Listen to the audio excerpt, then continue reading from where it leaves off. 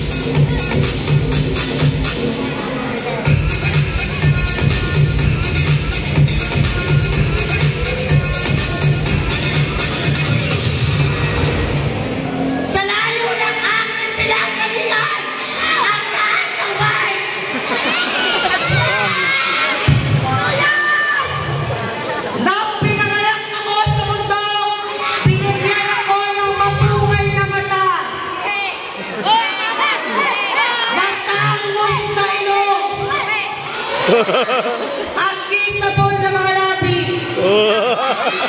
Ngunit na nagsama-sama sila, nag-away-away sila.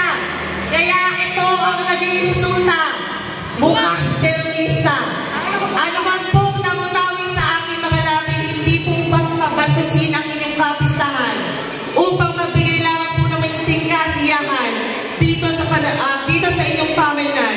Dahil naniniwala po ako, 2 taon tayong dinamon ng pandemya bilang isang parte ng LGBTQIA+. Tanging kasiyahan lamang po ang maibibigay namin dito sa inyong pamayanan.